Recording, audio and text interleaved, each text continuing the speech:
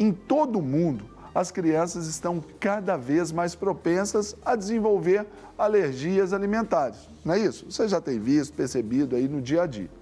E essas reações, elas podem estar aí ligadas a vários fatores ambientais, ao estilo de vida das pessoas, principalmente nesse tempo moderno. Então é sobre isso que nós vamos conversar agora com o alergista e imunologista Dr. Roberto Souza Lima e ainda a nutricionista Juliana Lima, a quem vou comentar agora esses convidados maravilhosos aqui. Juliana, muito bom dia. Bom dia. Tudo bem? Tudo bem, você? Bom dia. Como é que vai o senhor, doutor? Tudo certinho? Tudo tranquilo. Cada vez melhor? Tudo ótimo. Sexta-feira, vocês estão felizes, está todo mundo preparado aí para viajar ali, já pegar aquela prainha ali em Cancún, já, né? Então, Bom demais. tá vendo? O pessoal gosta também, né, gente? Meus queridos, por que hoje está tão comum essas alergias alimentares? Olha, eu acho que primeiro é importante a gente definir um pouquinho o que vem a ser a alergia. Essa alergia. A alergia, na verdade, é uma resposta exagerada do nosso sistema de defesa, que é chamado de sistema imune. E essa resposta exagerada, ela é genética. Mas existem alguns fatores que podem favorecer essa genética a começar a se manifestar muito cedo. É o que a gente chama hoje de epigenética, no sentido que eu posso também inibir o gene se manifestar muito cedo. Eu posso silenciar esse gene. Então, o que acontece que está aumentando muitas alergias é porque, primeiro, a gente tem que ver, começa lá no tipo de parto que aquela mamãe vai ter. O parto cesariana, ele é muito ruim para os alérgicos, né? Então, a gente sempre favorece o parto normal, o parto, né, o mais comum. Mas também começa no aleitamento materno. Hoje, infelizmente, é muito precoce a ingesta de alimentos, né? O bebezinho, às vezes, está lá no berçário, ele mal saiu do hospital e já estão dando leite de vaca para aquela criança. E tem que lembrar, por exemplo, que o leite de vaca é uma proteína estranha ao nosso organismo. Não foi feito para o ser humano, foi feito para um bezerro. Então, muitas vezes, por questões genéticas, aquela criança pode estranhar e começar a desenvolver ali uma sensibilidade ao alimento. Então, a alergia está aumentando? Está, mas já começa lá no bebezinho. Fora também que é o hábito alimentar nosso, né? Hoje é muito precoce, as crianças começam a tomar muito alimentos artificiais muito precocemente, refrigerantes. Você vê hoje bebezinhos ou até crianças de 2, 3 anos de idade tomando refrigerantes. Então, hoje, né, a criança parte para um alimento artificial muito precoce. Na minha geração, isso não existia. Na minha geração, a gente só ia tomar refrigerante em dia de festa, né? E olha lá, hoje não, hoje é muito precoce essa ingesta artificial. Aí, Juliana, hoje também, pelo seu campo de atuação, a sua área, né, que é a nutrição, você também hoje já encontra essa dificuldade, porque hoje se trabalha muito sobre essa postura de uma reeducação alimentar para todo mundo, exatamente papai e mamãe, como o nosso doutor falou, não é verdade? Com certeza, Serginho. Como o doutor Roberto falou, a gente encontra muita dificuldade em relação ao antepassado desse indivíduo. Quando a gente investiga, né, o histórico dela, o parto, a amamentação, a gente vê que essas pessoas mais alérgicas têm a tendência de ter sido amamentado menos e de ter tido parto cesariano. E com o crescimento dessa pessoa, a gente ainda tem a industrialização dos alimentos, muito aditivo, muito conservante, então coisas muito artificiais, como o Dr. Roberto falou, e essas coisas artificiais são estranhas ao nosso corpo. E o nosso sistema imune não sabe reconhecer muito bem. E a gente não entende muito bem o mecanismo desse sistema imune, mas em determinados indivíduos, esses indivíduos eles têm uma reação alérgica e o sistema imune, como uma resposta exacerbada, eles começam a ter essa alergia, essa inflamação, que é uma inflamação do sistema imune. Aí o desafio está aí, né, de mudar uma mentalidade. Aquilo que parece que foi um avanço, a gente trazer meio assim, não é um retrocesso, mas é resgate, é um período de resgate, não é? Isso. Sobre essa questão. Mas também tem outro detalhe, por exemplo, por que alimentos que antigamente não davam alergia e hoje estão começando a dar? Um exemplo que eu gosto de falar é o kiwi. É uma fruta que sempre existiu e nunca dava alergia. Por que agora o kiwi é um dos alimentos que tem dado muita alergia? A gente vê que existe uma modificação ao longo dos anos dessa modificação de dar muito precocemente o alimento, né, a industrialização, quer dizer, você está ativando aquele gene a começar a se manifestar. Então, isso é muito comum, porque nem todo alimento dá alergia. O que dá, na verdade, alergia aos alimentos é a proteína do alimento. E essa proteína tem sido modificada também durante esses anos todos. Nós vemos que tem agrotóxicos, tem os transgênicos modificando a genética do próprio alimento, né? Então, isso também é uma coisa que favorece as alergias no amigo muito precoce. E aí, Juliana, você, nesse aspecto, como já pensar na alimentação quando se fala assim, um kiwi está dando alergia? Aí a gente faz a investigação alimentar, né? Às vezes a pessoa chega com vários sinais e sintomas, coceira, né? Edema, e a gente não sabe identificar, a pessoa não sabe identificar qual é o alimento que está causando. Então a gente tem que fazer uma análise, pedir para ela, sempre que ela tiver esses sintomas, ela anotar quais são os alimentos que ela ingeriu antes e a gente investigar se esse alimento está sendo comum com os sintomas no decorrer dos dias. E às vezes a gente investiga um componente comum em vários alimentos, que tem em vários alimentos, às vezes a gente encontra um só alimento que está causando aquilo, que é mais fácil de encontrar, né? E a gente vê, por exemplo, eu quero que a produção coloque na tela para a gente, aí uma primeira arte que vai falar exatamente sobre isso, que essa alergia alimentar, ela é mais comum, né, em crianças e tem aumentado nas últimas décadas em todo o mundo. E a gente vai ver que as sociedades mais industrializadas, os grandes centros, é onde essa incidência ela é... Isso é verdade. Bem... As alergias, de uma forma geral, não só alimentar, mas a respiratória, a dermatológica, ela está aumentando cada vez mais nos países industrializados. Há uns 30 anos atrás, a gente tinha 5 anos, no máximo 8% da população mundial com alergia. E a previsão hoje é que daqui a 5 anos, 50% da população mundial tem algum tipo de alergia, principalmente nos países industrializados. E por que isso? É exatamente o hábito alimentar. Nos países mais pobres, você tem alimentos mais simples, né? Já nos países industrializados, justamente, você tem uma tendência a dar alimentos artificiais para aquela criança muito novinha. É o famoso danoninho que vale por um bifinho. A criança deixa de comer o bifinho e vai comer um danoninho, que é artificial. E assim tem vários outros tipos de alimentos, né? E o próprio processamento do alimento também hoje é muito mais modificado. Na minha época era coalhada, hoje nem existe mais coalhada, hoje é o iogurte ou o danoninho. Então, tá vendo? Então, são várias coisas que ao longo do tempo têm sido modificado. O próprio leite de vaca, né? E assim vai. Quer dizer, muita coisa. Não mudou a vaca, mas mudou muito do que a vaca come. É importante até ter falado, você ter tocado nisso, Serginho, porque a gente começa já na alimentação das mães, né? Se a mãe tem uma alimentação com qualidade e em quantidade adequada, ela já tem os anticorpos específicos para aqueles alérgenos, já passa para a criança, para o bebê na amamentação. E na amamentação, aquela criança já tem primeiro contato com os anticorpos específicos que ela poderia ter alguma alergia mais para frente e que ela não tem porque a mãe já passa isso para ela.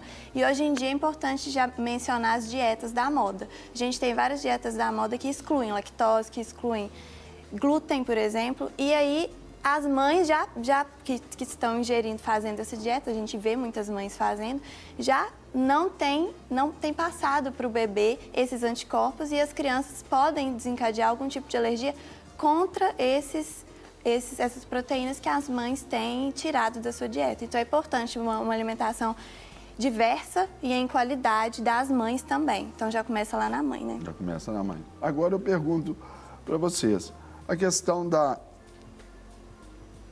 alergia e intolerância. Defina isso para a gente, as diferenças básicas. Existem grandes diferenças. Primeiro, a gente tem que lembrar que uma reação alérgica tem que envolver o mecanismo imunológico. A intolerância, não. Então, por exemplo, vou dar um exemplo clássico que é da lactose. Muita gente fala, eu tenho alergia à lactose. Não existe alergia à lactose, porque o que dá alergia no leite é a proteína láctea, a proteína do leite que dá alergia. Já a intolerância, não. Você toma o leite, tem o açúcar do leite, que é a lactose. Essa lactose não é quebrada devidamente por uma enzima chamada lactase. Então, ela chega íntegra como lactose lá no intestino e não é transformada em glicose. Então, vai dar má digestão, aumento abdominal, enjoo, náuseas, mas isso não é uma reação alérgica. E muita gente confunde isso. Eu tenho alergia à lactose. A gente sempre costuma bater nessa tecla. Lactose não dá alergia, lactose não dá problema respiratório, não dá problema de pele, vai dar mais problema digestivo. Já uma alergia, não. Você pode ter uma alergia, por exemplo, ao leite de vaca, provocando reações graves, inclusive, que a gente chama de anafilaxia, que é uma reação que é uma explosão de células alérgicas que vão te provocar até uma reação grave que pode levar à morte.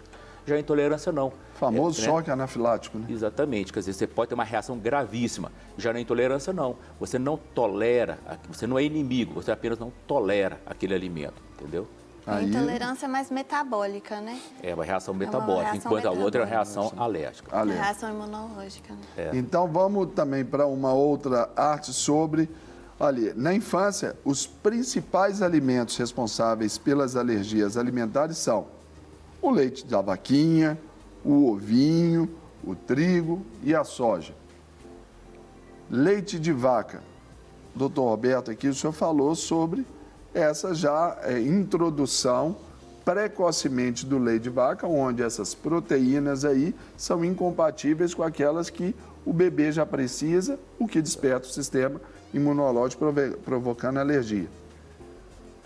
Como que é esse processo de crianças que já nascem com isso, ainda que não tenham sido introduzidas ali ao leite de vaca, por exemplo, ao próprio leite da mamãe? Primeiro a gente tem que ver assim, por que são esses 4 alimentos que mais dão alergia na criança? Porque são os primeiros alimentos a ser introduzidos na dieta da criança, né?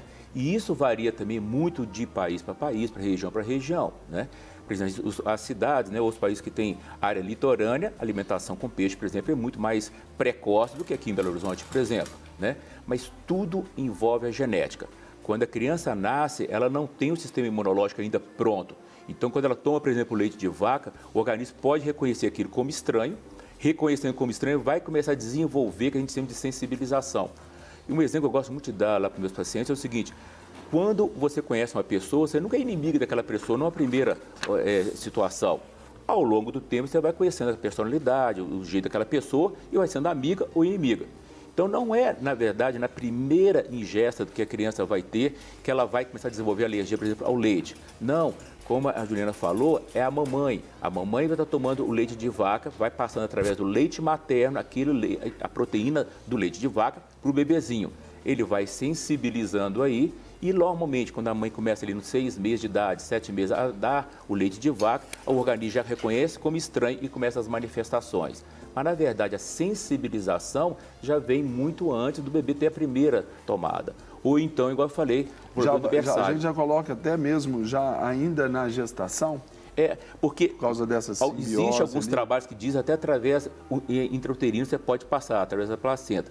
Mas, na verdade, o que a gente mais observa é através do leite materno. Do leite aí após o... Já vai sensibilizando. Vou pedir licença aqui ao senhor. Juliana, convidar aqui só para você vir aqui comigo aqui no nosso Espaço Verde, por gentileza. Aqui, ó, nós temos aqui essa amostragem aqui de alguns alimentos desses que provocam aí, podem provocar aí especialmente essa alergia, não é isso, Juliana? Isso. Falamos ali agora, o doutor Roberto falou sobre o nosso leite, mas o leite da vaquinha lá, gente.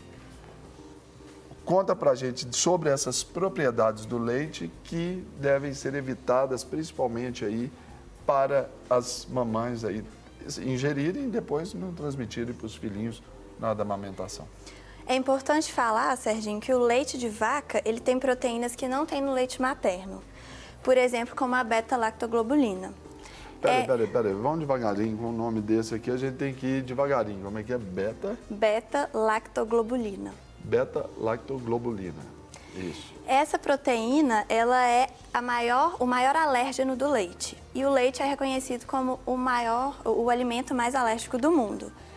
Então, a beta-lactoglobulina, como a criança não tem contato no leite materno, por isso que a gente tem essa maior alergenicidade do leite, por causa dessa proteína.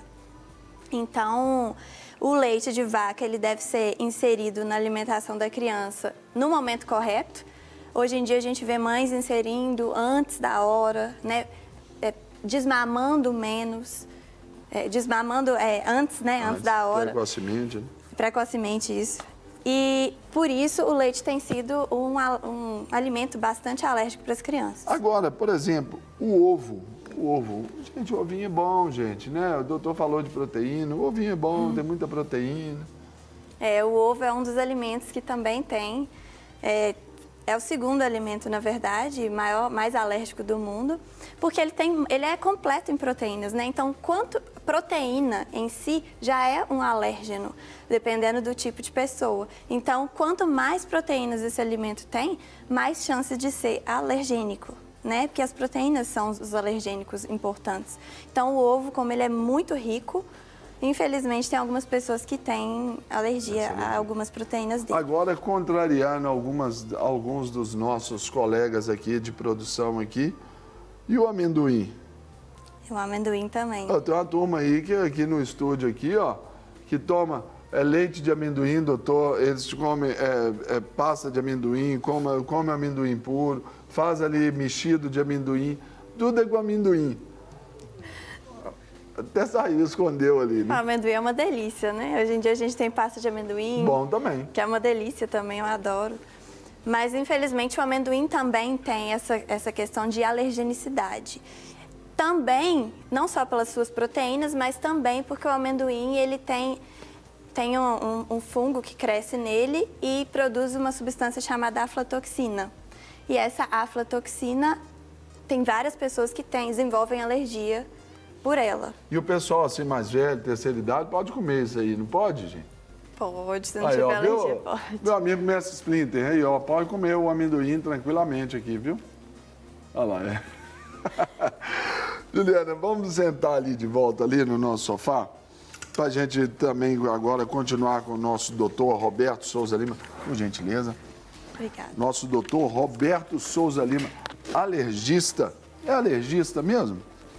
Hoje o termo é alergista ou alergologista, é a mesma coisa. É, porque eu já via mais alergologista.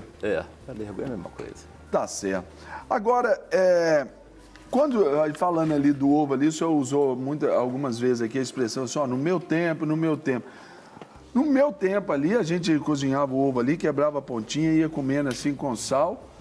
Fazia mal não, na minha época não. Hoje os meninos Nutella não conseguem comer isso não, conseguem? Essa é a modificação, né? Hoje eles não comem isso para quê? Já compra o negócio pronto, ninguém vai ter o trabalho, né? Já tem algum inho que substitui um ovinho, né? Exatamente. Então, frutas, né? Você vê que hoje ninguém come fruta, ninguém descasca uma laranja.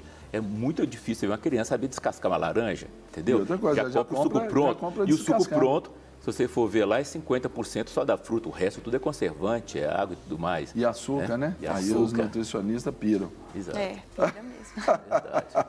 Então a próxima tela está aí com alguns dados importantes também que vale a gente registrar aqui para vocês, que menos de 10% dos casos de alergia alimentar persistem na vida adulta. Entre os adultos, os alimentos mais identificados são, aí, seu João, amendoim, castanhas, peixes e frutos do mar. Vamos pegar ali, já que já falamos do amendoim, não é? E isso falando ali na fase adulta, tem as castanhas, peixe e frutos do mar. Mas aí como fazer essa contribuição, essa contraposição, uma vez que a castanha é boa, saciedade, faz parte das oleaginosas, isso. Não é isso? Isso. Aí tem alguns fatores bons, mas frutos do mar, aí tem o ômega 3 ali, aquelas coisas todas. Por que dá essas alergias, gente, nesses negócios tão gostosos? Então, quando a gente vai avaliar o paciente, né, infelizmente, a gente tem que retirar esses alimentos.